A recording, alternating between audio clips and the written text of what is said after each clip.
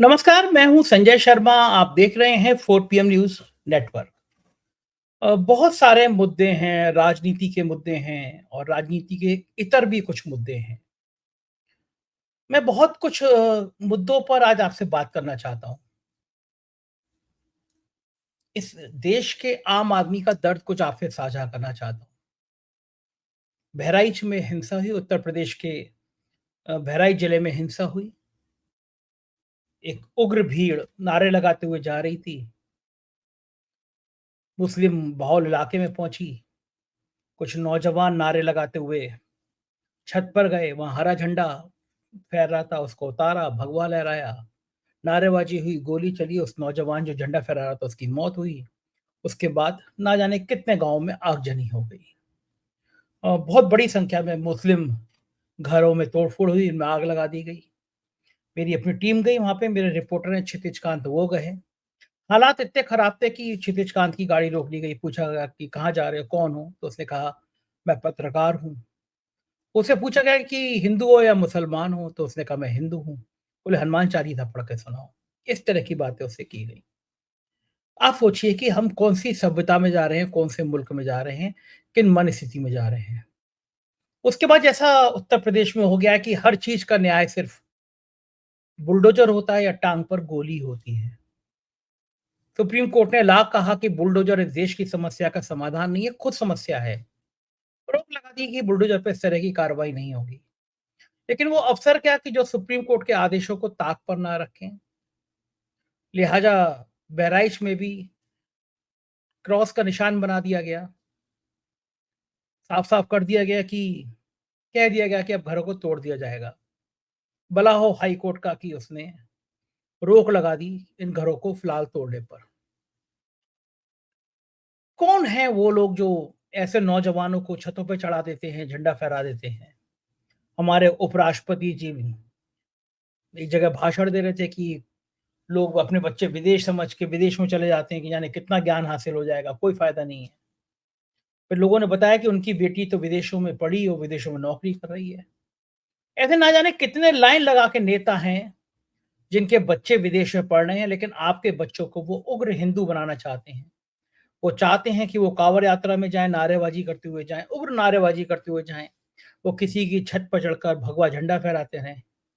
इन नेताओं के बच्चे कभी ऐसा आपको करते हुए नज़र नहीं आएँगे। इन नेताओं के बच्चे आपको बहुत शान-ओ-शौकत की ज़िंदगी जीते हुए या कहीं विदेश में पढ़ते हुए नज़र आएँगे। लेकिन जहाँ पे हिंसा भड़कनी होगी, जहाँ पे फ़साद करने होंगे, वहाँ पे गरीब के बच्चों को दिमाग में ज़हर भर दिया जाता है। राजनीति कहीं न कहीं मूल में रहती है और इस समय महाराष्ट्र और झारखंड के चुनाव चूँकि चरम पर हैं, तो राजनीति और तेज़ हो रही है। मेरा कहना है कि कब तक हम लोग इन सब नेताओं के इस तरह कठपुतली बनते रहेंगे?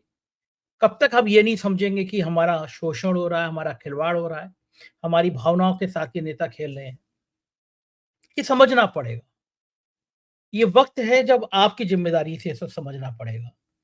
देश के जो हालात हैं, महाराष्ट्र के जो हालात हैं, महाराष्ट्र में भी माहौल गरम करने की कोशिश है। खेल क्या है? इस पर आज मैं राजीव रंजन से बात करूँगा, महाराष्ट्र के बेहतरीन पत्रकार हैं वो। वो आपको बताएँगे, समझाएँगे कि दरअसल हकीकत है क्या? चलते हैं राजीव रंजन के पास, महाराष्ट्र की राजनीति पे बात करेंगे, देश के मुद्दों पे बात करेंगे।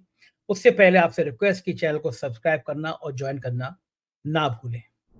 4 पीएम न्यूज़ नेटवर्क में स्वागत है राजीव रंजन जी।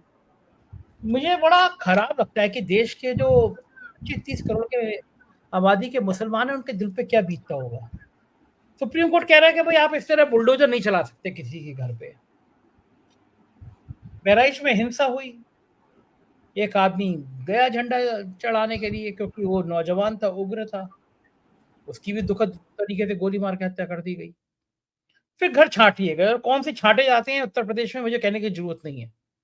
लेकिन क्या गोली मार देना, टाँग पे गोली मार देना, बुलडोज़र चला देना, क्या यही न्याय है? और अगर आपको लगता नहीं है देश में अगर यही न्याय है, अगर कई राज्य सरकारें ऐसे ही कर रही हैं कि अदालत का इंतज़ार कौन करे, सीधा बुलडोज़र ले जाओ, बुलडोज़र चला दो, टाँग पे गोली मार दो। तो देश का भविष्य, आप बहुत पढ़े लिखे हैं, आप तमाम दुनिया के कई देशों को आप करीब से देखते हैं, आप काम करते हैं विदेश मैगज़ीन में। यही अगर हाल रहा भारत का, तो क्या भारत सीरिया बनने में बहुत दिन लगेंगे? क्या लगता है आपको? देखिए, किसी भी प्रजातंत्र का जो बेस है वो है रूल ऑफ लॉ। ठीक है, ये समझने वाली बात है कि जहां जहां जिस जिस देश से प्रांत से लॉ और संविधान, ये जो सर्वोपरि जिसे माना जाता है, वो जहां जहां से गायब हुआ, वहां वहां से उस देश, उस प्रांत, उस राज्य की अवनति, अधोगति ऐतिहासिक काल से होती आई है। कोई भी शासन काल आप उठा के देख लीजिए। मैं आपके अपने प्यारे 4 PM के दर्शकों के लिए ये सवाल पूछना चाहता हूं कि क्यों ऐसा है कि भारत ने शून्य इजाद किया। ठीक है, जर्मन जो सॉरी ग्रीक जो सभ्यता थी, उन्होंने पूरे विश्व को उस टाइम में विजय हासिल किया जब साधन नहीं थे किसी भी तरीके के। और हमने देखा प्लेटो से लेकर सुकरात तक उस समय में हुए। रोम में सीमेंट जैसी चीज की जो है डिस्कवरी हुई थी, पर वो हारने के बाद में, रोमन साम्राज्य के अंत के बाद में वो गायब हो गया। तो मैं ये सारी चीजें इसलिए बता रहा हूं, याद दिलाना चाह रहा हूं कि इतनी बहुमूल्य सभ्यताएं, कल्चर, जिन्होंने इतनी चीजों को, इतनी बढ़िया बढ़िया चीजों को इजाद किया था, वो सभ्यताएं भी क्यों धीरे धीरे अवसान पे चली गई? ऐसा क्यों हुआ कि भारत ने शून्य को इजाद करने के बाद भी एल्जेब्रिक सिस्टम डेवलप नहीं कर पाया? भारत जो है वो दूसरा मैथ्स में आगे, गणित में कहीं बढ़ नहीं पाया। रीजन ये है कि ब्रिटिश काल के जाने के पहले तक भारत में कोई संविधान या रूल ऑफ लॉ नाम की चीज नहीं थी। सेम यही चीज ग्रीक साम्राज्य में भी हुआ, सेम यही चीज रोम साम्राज्य में भी हुआ, यही सेम चीज अरबिक साम्राज्य में भी हुआ। जहां जहां पे संविधान, रूल ऑफ लॉ, जहां शासन जो है वो विधिवत रूप से नहीं चलाया जाता है, चाहे वो कितनी भी ग्रेट संस्कृति क्यों ना हो, कितनी भी महान शासन काल क्यों ना हो, वो अवसान पे, अधोगति के रास्ते पे जाता ही है। आज तो भारत में प्रजातंत्र है, यहाँ पे संविधान जो है वो सबसे ऊपर है। संविधान जो है उसके हिसाब से देश चलता है। और यदि किसी राज्य की, किसी प्रांत की सरकार ये सोच ले कि वो संविधान के ऊपर है, वो रूल ऑफ लॉ के ऊपर है, तो आप समझ जाइए उस प्रांत का, उस प्रदेश का अवनति, अवसान के कगार पे बढ़ना तय है। ये उस प्रांत के, उस राज्य के लोगों को निर्धारित करना है कि क्या वो इस तरीके के शासन को, क्या वो इस तरीके के मुख्यमंत्री और इस तरीके की कैबिनेट को आगे भी समर्थन देते आएंगे। सुप्रीम कोर्ट को, मेरी नजर में सुप्रीम कोर्ट को इसके ऊपर में कड़ी से कड़ी जो है अनुशासन की कार्रवाई करनी चाहिए। जी संजय जी। अच्छा, ये जो उन्माद होता है, जो किसी भी भीड़ को इतनी हिम्मत दे देता है कि किसी के घर में घुस जाओ, किसी के धार्मिक स्थल के बाहर गाली देते हुए नारे लगाओ। मतलब नारा निकल रही है भगवान की यात्रा, निकल रही है दुर्गा माँ की यात्रा, और एक धार्मिक स्थल के आगे खड़े होकर माँ की गाली देते हुए गाना बज रहा है। क्या ये लोग कहीं धार्मिक होते हैं? इनके मन में धर्म के प्रति कोई श्रद्धा होती है? तमाम जगह ऐसे इंसिडेंट आते हैं, किसी के धर्म स्थल के बाहर खड़े होकर आप गाली दे रहे हैं, हिंसा कर रहे हैं, हिंसा दिमाग में ला रहे हैं। क्या इनके दिमाग में कहीं पूजा पाठ, कहीं भगवान के प्रति श्रद्धा भाव होता है, या पूरे पूरे दिमाग को एक तेजाब में बदल दिया गया है इस मुल्क में कि आप, आपके दिमाग में तेजाब बना रहेगा तभी ये वोटों की खेती कर पाएंगे नेता? ये सड़कों पे उन्माद मचाने वाले लोग हिंदू धर्म के ह्रास के कारण बनेंगे आगे। हिंदू धर्म जो हजारों साल से चलता आ रहा है, जो दुनिया का सबसे पुराना धर्म है, उसमें इस तरीके के लोग आकर इस धर्म को कलंकित कर रहे हैं। लाउड स्पीकर पे I am a disco dancer बजा के आप जो है गणेश पूजा में और अन्य जो त्योहार हैं उसमें जो परेड निकलती है, उसमें आप गाने लगा के इस तरीके के गाएं और चलाएं। इससे मुझे समझ में नहीं आ रहा है कि हमारे भगवान जो है, हमारे ईश्वर को किस तरीके का जो है वो सम्मान आप दे रहे हैं। देखिए, धर्म जो है वो आपको अंदर से स्ट्रांग बनाता है, आपको सशक्त करता है, आपके अंदर विवेक जो है उसका प्रचार प्रसार करता है, आपके ज्ञान के चक्षुओं को जो है वो ये स्टिमुलेट करता है। यदि ये सारी चीजें हम ना करते हुए हम धर्म का इस्तेमाल कर रहे हैं, धर्म का उपयोग कर रहे हैं किसी एक विशेष वर्ग को नीचा दिखाने के लिए, तो हमसे बड़ा अधर्मी, हमसे बड़ा पापी, हमसे बड़ा इस देश का दुश्मन गद्दार कोई और हो नहीं सकता, क्योंकि हम इस देश के अंदर में शांति की स्थिति को जो है वो तहस नहस करना चाह रहे हैं। किसी भी राष्ट्र का विकास जो है वो शांत माहौल में ही होता है। अब आप मुझे ये बताइए, देखिए संजय जी, आप ये खुद सोचने वाली बात है कि क्यों द्वितीय विश्व युद्ध के बाद से पर कैपिटा इनकम जो वर्ल्ड की बड़ी है ग्लोबली, वो इसके पहले ह्यूमन हिस्ट्री में कभी भी नहीं हुई थी, इंसान के इतिहास में कभी भी नहीं हुई थी। एंगस मेडिसन की बहुत अच्छी किताब है, वो पढ़िएगा। वो उन्होंने 300 साल में कैसे कैसे जो है वो per capita income, GDP growth, ये अलग अलग विश्व के कोनों में कैसे हुआ, इसके ऊपर में उन्होंने स्टडी किया है। द्वितीय विश्व युद्ध के बाद से ही सबसे ज्यादा तेजी से जो है वो प्रगति हुई है, और कम्युनिज्म खत्म होने के बाद में 1990 के बाद से और तेजी से हुई है। कारण ये रहा है कि विश्व में एक शांति का माहौल है। शांति के माहौल में ही आप इनोवेशन, इनोवेटिव थॉट्स के बारे में सोच सकते हैं, शांति के ही माहौल में आप प्रयोग कर सकते हैं, और शांति के ही माहौल में आप मैनकाइंड, जो ये ह्यूमन, जो मानवीय मानवता को आगे बढ़ाने की जो बात है, उसके बारे में आप सोच सकते हैं। तो यदि किसी भी तरीके से शांति में अवरोध लाने का प्रयास किया जा रहा है, किसी भी तरीके से इस देश में धार्मिक उन्माद फैलाने का प्रयास किया जा रहा है, तो हम सभी सजग लोगों को, प्रहरी लोगों को उठ खड़े होना चाहिए, एक साथ एकजुट होना चाहिए, और ऐसी जो है ताकतों को, ऐसी दुष्ट ताकतों के ऊपर में अंकुश लगाने के लिए जल्द से जल्द प्रयास करना चाहिए। जी संजय जी। बिल्कुल ठीक है। मैं देख रहा हूँ कि जो हमारे यहाँ के महात्मा हैं, जिनको धर्म की जिम्मेदारी दी गई थी, आशाराम से लेकर राम रहीम तक एक लंबी श्रृंखला है। आज फिर एक बाबा का वीडियो वायरल हो रहा है, कान में कुंडल लगाए हुए, गेरू वस्त्र पहना हुआ है, और एक लड़की के संग अश्लील हरकत कर रहा है। सवाल, गाड़ी में घूम रहा है वो समाजवादी पार्टी ने ट्वीट भी किया है। बड़ा सवाल यह है कि जो ये धर्म के चोले पहनते हैं, आश्रम में जाके ये सब करते हैं, तो गेरू वस्त्र के प्रति जो सम्मान है इस देश में, किसी महात्मा के हम पैर क्यों छूने लगते हैं? क्योंकि वो गेरू वस्त्र का सम्मान है दिमाग में। लेकिन जो लाइन लगा के ये कुकर्म कर रहे हैं, आज का जो वीडियो देख के लोग शॉक्ड हो गए हैं कि एक गेरू वस्त्र पहना वाला व्यक्ति चलती गाड़ी में एक लड़की के साथ ये सब कुछ कर रहा है।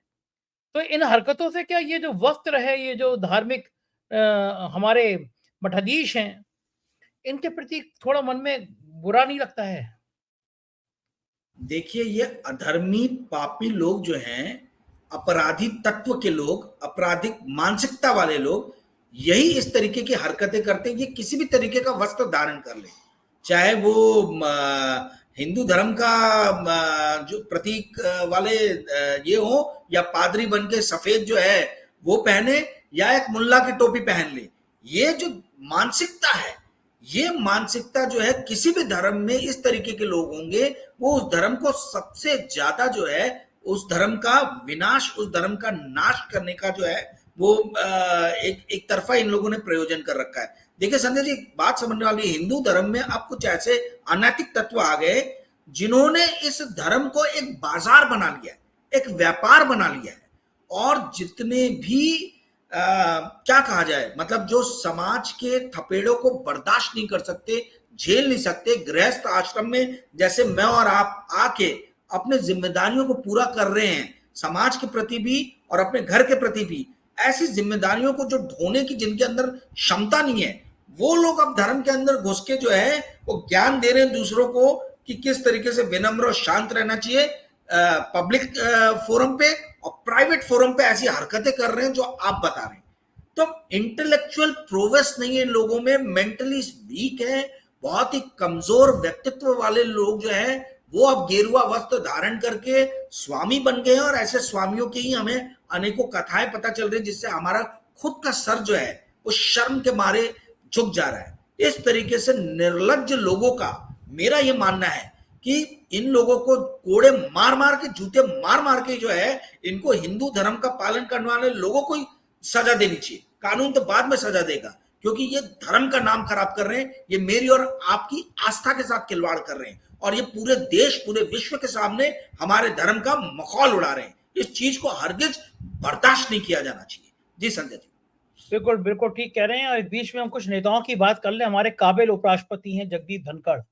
उन्होंने कसम खा रखी है कि जो उपराष्ट्रपति की मर्यादा है उसको जितना जितना वो लज्जित नहीं कर देंगे उतना कम है।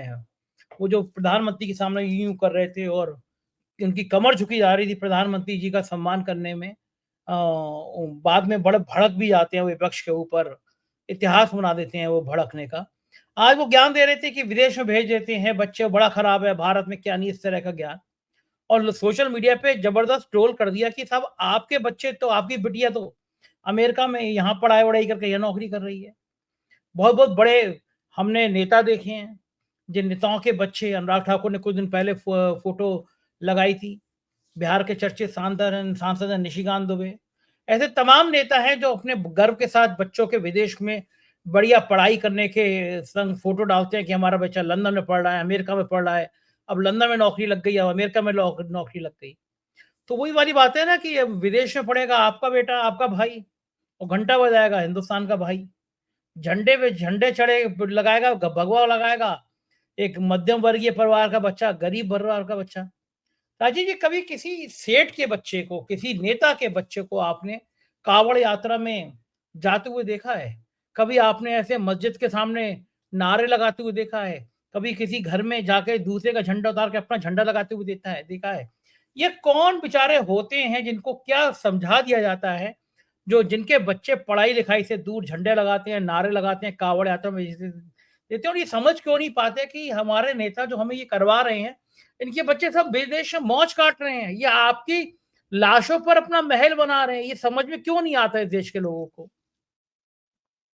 देखिए, आप तो नेताओं की बात कर रहे हैं जिनको अक्सरा जो है इस चीज के लिए टोका जाता है।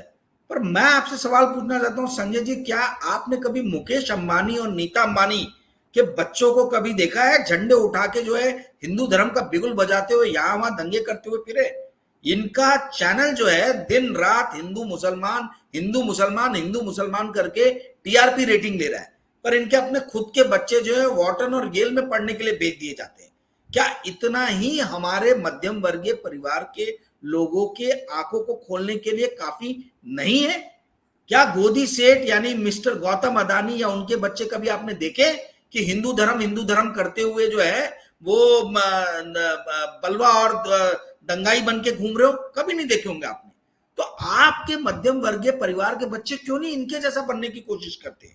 और जहां तक आपने वाइस प्रेसिडेंट की बात की, मैं ये कहना चाहता हूं कि देखिए, मोदी जी के शासनकाल में संवैधानिक पदों का जितना ज्यादा अवसान हो सकता है, इन पदों पे बैठे हुए लोग, मतलब ये आपस में प्रतियोगिता में, कंपटीशन में कि कौन कैसे कितने जल्दी कितने फास्ट नीचे जो है फिसलता है, उसी उसी दौड़ में जो है हमारे वाइस प्रेसिडेंट जी भी हैं।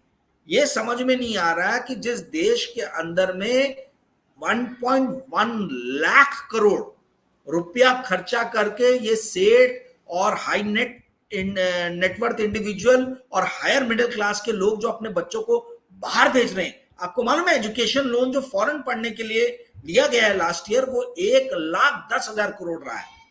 इतना पैसा लेके ये उच्च वर्ग के लोग जो है अपने बच्चों को तो बाहर भेज दे रहे, और यहां पर जो है वो हिंदू मुसलमान दिन भर जो इस तरीके के चैनल पे लोग बात करने वाले लोग हैं उनकी वाहवाही करते हैं, उनके चैनल को देखते हैं। तो इसमें कमजोरी किसकी है, इसमें गलती किसकी है? ये गलती हमारी खुद की है। और कुछ लोग, देखिए, इस देश में बहुत ज्यादा गरीबी है संजय जी, इस बात को समझिए। इस देश में बहुत ज्यादा बेरोजगारी है। यदि आप किसी के हाथ में 5,000 रुपए रख देंगे और दूसरी तरफ जो है एक तमंचा रख देंगे, एक पत्थर रख देंगे, तो वो तमंचा और पत्थर का इस्तेमाल किसी भी काम के लिए कर लेगा। तो ये समझने वाली बात है कि ये बेरोजगारी, ये अशिक्षा और ये बढ़ते हुए जो क्या कहा जाए फ्रस्ट्रेशन, डिप्रेशन जो पढ़े लिखे वर्ग के भी लोग में है जिनको नौकरियां नहीं मिल पा रही है, ये उन लोगों का क्रोध है जो सड़क पे फूट रहा है, परंतु सड़क पे गलत तरीके से फूट रहा है। हमने इसी विश्व में देखा है 10 साल पहले, 12 साल पहले कि अरब स्प्रिंग हुआ, और अरब स्प्रिंग में हमने देखा कि किस तरीके से जो दशकों से तानाशाह थे उनको जनता ने उखाड़ फेंका। पर यहां पर जिस तरीके से लोग अपने क्रोध का या बोले जाए डिप्रेशन को जो आउटबस्ट कर रहे हैं, जो अपने फ्रस्ट्रेशन का आउटबस्ट कर रहे हैं, वो इस देश को सुधारने या इस देश की एनर्जी को एक कंस्ट्रक्टिव वे में चैनलाइज करने के बदले या आपस में एक दूसरे को हानि पहुंचा रहे, यही सबसे बड़ी गलती है। और मुझे इसी चीज का सबसे ज्यादा भय है, और मेरे भय के साथ ही जो शासन कर रहे हैं लोग, उनको भी भय है कि किसी दिन इस जनता का गुस्सा जो है उन पे ना फूट पड़े।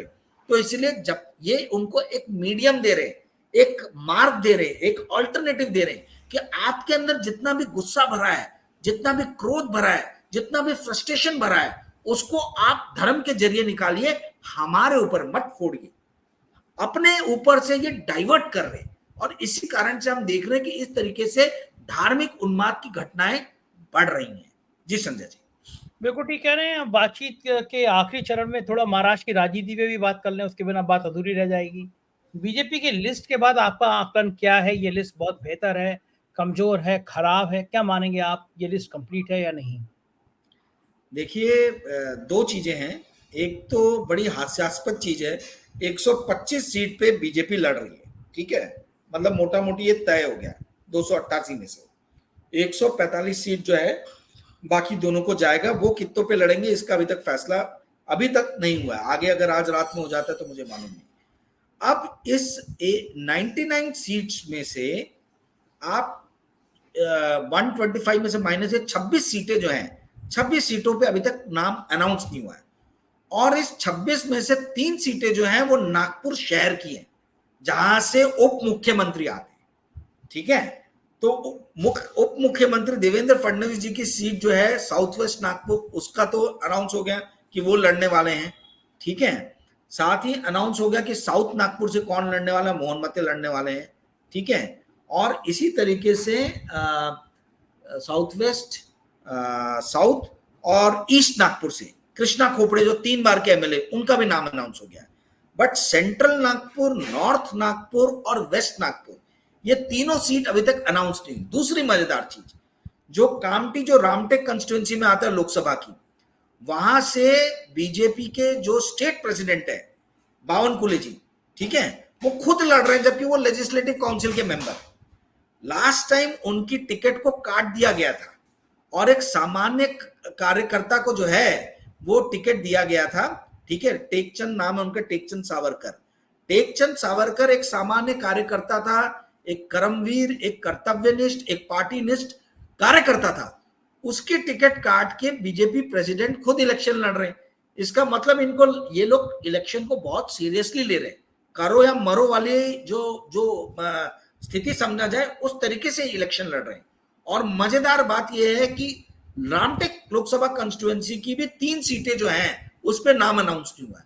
तो जहां से डिप्टी सीएम आते हैं और जहां से इनके स्टेट प्रेसिडेंट आते हैं बीजेपी के, 25 में से 6 सीटें जो हैं ये इन्हीं दोनों के एरिया से। अब ये नाम अनाउंस क्यों नहीं हुआ? आज पूरे दिन भर नागपुर में इस बात की चर्चा गर्म रही है कि भाई जहां से डिप्टी सीएम आ रहे हैं और जहां से आपके ये आ रहे हैं बीजेपी प्रेसिडेंट बावनकुले, चंद्रशेखर बावनकुले, वहां की सीट पे नाम अनाउंस कर पाने में अभी तक ये सफल क्यों नहीं हुए? कैंडिडेट का चयन कर पाने में सफल क्यों नहीं है? या फिर ये वेट एंड वॉच कर रहे हैं, ये देख रहे हैं कि कांग्रेस अपने नाम अनाउंस करे, उसके बाद हम अपने नाम अनाउंस करेंगे। इसका मतलब है कि ये इन 3 सीट्स को वीक मान रहे, ऐसा वीक मान रहे कि अगर हमने कोई गलत प्रत्याशी दिया तो हम ये हार सकते हैं। तो ये 3 और 3 6, ये 6 सीट पे खुद बीजेपी डावाडोल है। अब आते हैं आपके ये बाकी जो सीटों का नाम जो अनाउंस हुआ है। देखिए, जैसा कि मैंने आपको बताया कि अगर चंद्रशेखर बावनकुले जो एमएलसी के मेंबर होने के बाद भी इलेक्शन लड़ रहे हैं, यानी उनको एक कोई ना कोई तो छोड़ना ही पड़ेगा, और जीतेंगे तो काउंसिल छोड़ना पड़ेगा। तो आप इस चीज से समझिए कि ऊपर से हाईकमान से आदेश क्या है। हाईकमान से आदेश है ईच एंड एवरी लीडर को कि तुम खुद मैदान में उतरो और खुद मैदान में उतर के जो है सामना करो, क्योंकि ये नरेंद्र मोदी और अमित शाह भी जानते हैं कि ये बैटल ऑफ ऑल बैटल है, करो या मरो वाली स्थिति है उनके लिए। क्योंकि यदि इस इलेक्शन के अंदर में, महाराष्ट्र के इलेक्शन में ये वीक पड़ते और हार जाते हैं, तो आप ये समझिए कि यहां से जो है नरेंद्र मोदी और अमित शाह अवसान की दिशा में बढ़ जाएंगे। और यदि ये जीत जाते हैं तो इनके हाथ और स्ट्रांग हो जाएंगे। कांग्रेस को और शिवसेना को, उद्धव ठाकरे और शरद पवार जी को, इनको बहुत ही स्ट्रैटेजिकली जो है संजय जी लड़ना पड़ेगा, क्योंकि बीजेपी बहुत सीरियसली इस कॉन्टेक्स्ट को ले रही है, आज जो नाम अनाउंस हुए उसको देख के क्लियरली ये समझ में आ रहा है। जी संजय जी, बहुत बहुत शुक्रिया राजीव जी, आपने हमें इतना कीमती समय दिया, हमसे बातचीत करी। आभार, थैंक यू। सुना आपने, ये थे राजीव रंजन, और आप सहमत होंगे कि देश की राजनीति का जो मर्म है, देश की राजनीति की जो पीड़ा है, उसको राजीव जी ने विस्तार से बताया। कैसी लगी आपको ये बातचीत, बताइएगा जरूर, मुझे आपकी राय का इंतजार रहेगा। शुक्रिया, थैंक यू।